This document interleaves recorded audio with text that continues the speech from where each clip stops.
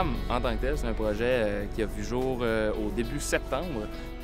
Dans le fond, ils nous ont mandaté de faire une espèce d'hommage au cinéma d'animation québécois, quelque chose qui nous est très cher ici au Québec. Ce projet-là, c'est une consécration de notre programme, c'est notre première sortie en public et c'est une de nos premières expérimentations avec le monde professionnel pour vraiment voir qu'est-ce que le média interactif a dans le ventre.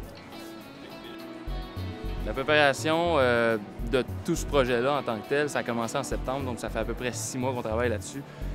Toutes les semaines, on sortait des nouvelles idées, on remettait le plan sur papier, puis on essayait de voir qu'est-ce qu'on pouvait implémenter.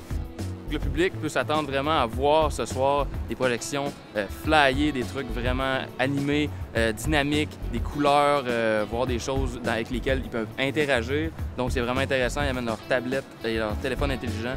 Ils peuvent directement se connecter sur notre réseau sans fil et interagir avec la projection. Ça va marcher béton. Notre prototype a déjà été shooté, c'est-à-dire le 22 février, avec les employeurs, les futurs employeurs qui sont venus voir qu'est-ce qu'on faisait, nous, en média interactif, et ça a fonctionné béton. Tout le monde adore ça.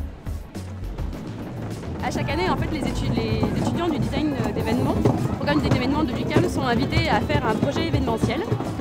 Pour cette édition 2012, on a créé cette espèce de grosse machine qui va déambuler pendant toute la nuit dans le quartier latin.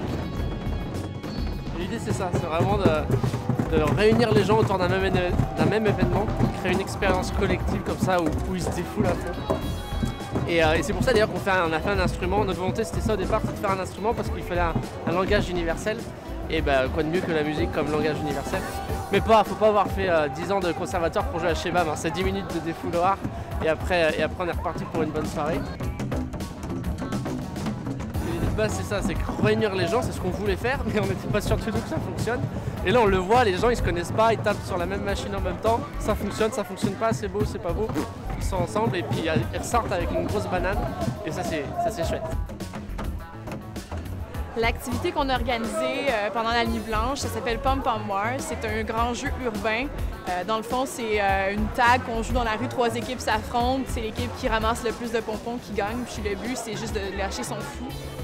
C'est vraiment parti de l'idée qu'on voulait essayer de s'amuser puis de jouer parce qu'on sentait qu'il y avait beaucoup d'activités qui se passaient à la Nuit Blanche, mais pas assez d'activités qui étaient participatives.